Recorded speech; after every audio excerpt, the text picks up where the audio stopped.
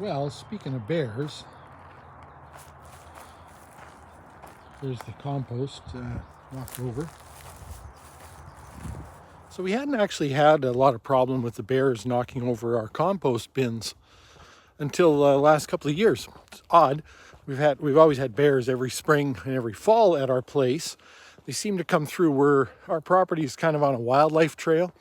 So we get like everything. We get raccoons, deer, coyotes, tons of coyotes, deer, I said that already, bears, and other wild animals. And they travel, we're sort of up on a bench, and there's a low plains below us. And then, again, we're up on this bench, and the wildlife trail goes across the plains below us, and then they climb the hill and they come right across our property. It's actually not that far from the shop, 150 feet, maybe from the shop proper where the wildlife trail goes through. And so I'm forever, capturing bears on the on my security cameras as they come through in the spring. They seem to be heading north, and in the fall they seem to be going south. It's kind of an interesting phenomenon, really. In any case, it kind of provides a convenient segue for me to talk a little bit about the bears. I made a little silly TikTok video about the whole man versus bear question. If a woman were, in the woods and came across one or the other, which would she prefer? And I did make a mistake in my little silly video. I said that I said that I'd come across a woman in the woods, and I did the right thing and went and found her a bear so that she would be safer. What I should have said is so that she would feel safer, of course, because that's what this is about. And joking aside, I do think it's an interesting question, in that it illustrates a lot of things for me. One thing it illustrates on the surface, I suppose, is that it's not a very rational answer to say that you would prefer to come across a known, potentially dangerous wild animal, something that's not predictable, right? And that's the not only, very, very powerful, capable of dispatching the average human very quickly, but mostly unpredictable. And unless you have, some savvy, you don't really know what the right thing is to do, and that may not matter anyway, right? Knowing the right thing to do might not save you. So it's actually quite an irrational response to say that versus the average man. If you were just to take, what is the likelihood of the type of person that you would run across?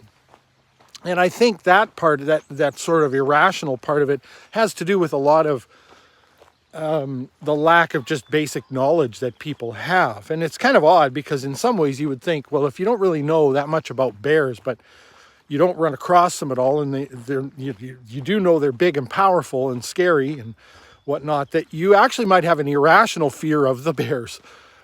In this case, that, I think it's the lack of knowledge actually allows them. I've heard a few women say, well, at least you can reason with the bear. And I'd like to know how she would do that. How do you reason with, a species that doesn't speak your language in the very first place? And of course, the insinuation there is that you can't reason with a man, which, we'll get into that part in a moment. But I think it does stem from, some of it is the lack of basic knowledge that people have of all of the things in their lives. I developed this personal philosophy a while back where I said to myself, it's a good idea to be aware of the degree to which I can personally verify the things that I either claim to know or things that other people are asserting to me that I should accept as fact. And this comes from a recognition that I understand very few of the things very thoroughly that are a daily feature of my life. This cell phone, for instance. I understand some basic technologies. I understand some basic electronics and whatnot. But really what's going on inside this device is largely a mystery to me.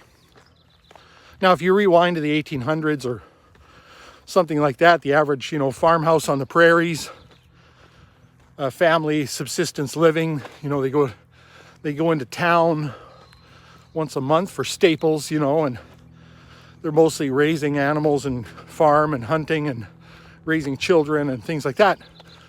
The amount of knowledge that they had of all the things in their daily lives that made their lives possible was quite high compared to the amount of knowledge we have in our modern world about all the things that we use every day, the systems that, systems of government and all the geopolitical things going on, other cultures, like the things that are important to our lives every day that impact our lives every day. We just have so much little of a basic knowledge of, nor can we verify personally a lot of the things. And so that's where I developed this personal philosophy. It's basically, something along the lines of, I don't even know that the Ukraine actually exists. Now, and I haven't personally verified it. So for all I know, all of the stories and all the political drama and all the, all the factions and everything, that could all just be a giant manipulation. Now, before you go crazy, I'm not suggesting that I think that the Ukraine might not exist. That's not the point. The point is that I'm aware of the fact that I haven't personally verified that there is even, in fact, a Ukraine or a Russia or a war, etc., etc. The point is to be aware of that, and then to sort of put into a hierarchical structure or whatever the degrees of certainty that I have about the things that I have not personally verified, right? That's really the issue is, okay, given that I have not personally verified this, supposed fact, how certain am I of that fact based on the things that I have been told and the things that I can sort of verify, right? That's the point of that philosophy. And the point of bringing that up, of course, is just to sort of back up, what I'm saying about this sort of idea that you would choose the bear over the man is based in somewhat in ignorance. It's been my argument for quite a while that most people don't understand what happens when you flick on a light switch or when you flush a toilet, right? Like, people just don't know much about their own lives anymore. And, you might say, well, for most people, most of the women who were interviewed, bears are not part of their lives, and that's largely true. And I guess, in many ways, that's the point. I said to my wife when this all sort of went around at first is, ask women around here, because not only do they have a better impression of men, I think, but they also have more savvy about bears, and, you would get a very different answer. Now, that moves us on to what I think this is really about, because I wouldn't say women are lying when they respond in this way. But I would say that they're not telling the truth. I think this is a social signal. I think given the actual choice, the real choice of being in the bush with a man or a bear, they would choose the man. Given the hypothetical choice, they're saying bear. And I think, again, this is a social signal, because I think what it is it's a signal to other women that we haven't moved beyond, or we're not moving out of the punishing men phase just yet. I think that's what this is. I could be wrong, of course. It's just all my personal observations and my opinion on the thing, but I think that's what this is. And a lot of it has to do, a lot of it demonstrates the garbage nature of the collectives, right? These social collectives, because there are a lot of things that these women have said that sort of assume that the worst among us men represents, a large number of us men. And there's one of the more famous TikTok videos that went around when this all first started, and she was talking about how this, if men don't like this answer, then it's up to them to change it. And she even said it's because of what you have done to us over all these years. And again, this demonstrates, I think, the garbage nature of collectives, because obviously all of the things that she would itemize as the things that we have done to them over the years, none of those things I've done. So she says, you have to change your behavior. And I'm left wondering what I need to change about my behavior when I haven't done any of the things that I'm being accused of. And so that's an issue. A lot of the women that I've seen ask this question and actually engaged in any meaningful way about it seem to not understand the difference between the rule, the exception, the absolute, the collective versus the individual, and the actual numbers, the statistics, let's say, of how many men actually, most violent crimes are committed by men, but most men don't commit violent crimes and all of that. They don't seem to understand that. And they seem curious too. I know one woman that I saw interviewed said, and a few actually said this, well, when you say a man in the woods, I picture like an axe murderer. So when they talk to them a little bit further and they sort of understand a little bit better, they actually change their answer.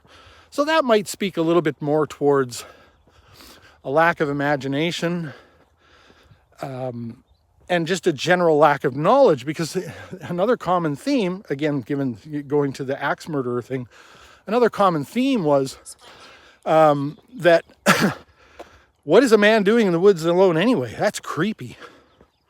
It's funny because the narrative or the question is, you're alone in the woods.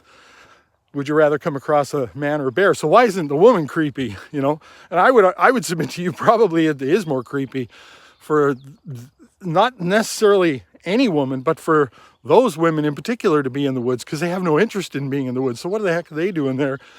But it's almost as though they're saying that a man in the woods alone is creepy because he's somehow waiting around for a woman to assault or something. It's kind of weird. I've never run across a woman in the woods, that doesn't happen. That's not a thing. Now, I'm not saying that there aren't lots of women who hike the Appalachian Trail and things like that, because there are. And there are lots of women who do tree planting and other activities. But they're pretty rare compared to obviously running across men in the woods. And it does, again, illustrate my point a little bit, I think, about just a general lack of knowledge about what happens in the world around them. Because, of course, there are a great many different reasons that a man would be in the woods, right? There are tree planters, like I mentioned before. There are people harvesting different berries and mushrooms and pollens, tree branches like boughs, all kinds of different harvesting going on. There are, of course, geologists, there are prospectors, there are hunters, there are loggers, there are hikers, there are other recreational uses. Myself, just a general love of nature, just loving being there. Photographers, all kinds of different reasons for being, up in the bush by yourself. I would argue it's probably some of the most wholesome men that you would find would be those alone in the bush. It's kind of the opposite of creepy. And, the default of those kind of men would be seeing a woman would be benevolent sexism, if anything, right? It would be, let's help keep you safe, probably protect you from a bear, and let's get you out of here safely, kind of thing. And I mean, largely that's the kind of sexism that I'm guilty of, right? Is, equality in the boardroom, but chivalry, everywhere else or something like that, right? And so, maybe the hardcore feminists would not approve of that, but women, generally speaking, do prefer that. They do like that, I think. I've seen many interviews with women who talk about equality, and they don't want the chivalry to die. In fact, they're wondering where it went, in large part. So anyway, that's what I think this is. I think it's a social signal to other women that, yeah, we're not done berating men for all of the perceived ills that they've perpetrated on the world. And so let's keep, you know, the sisterhood together or whatever, which again is part of this whole collectivist thing that I despise, because of course what it does is it alienates women who don't agree. It makes them, you know, part of the problem. You're part of the problem if you don't agree with what the sisterhood wants. They, you know, the collective deems to negate the individual, right? So anyway, let me know what your thoughts are on that. I thought, you know, since I don't normally make shorts, and I kind of despise them, I think they're destroying what good there was in this form of social media. You know, the short form content, it's all about sort of the clickbait, the shock, you know, all that. And I thought that since that is my personal philosophy on the whole idea of this short form content, that, you know, I owed it to anyone who cares, and myself mostly, to upload a little bit more of a thoughtful video and let you know what I actually think on the subject.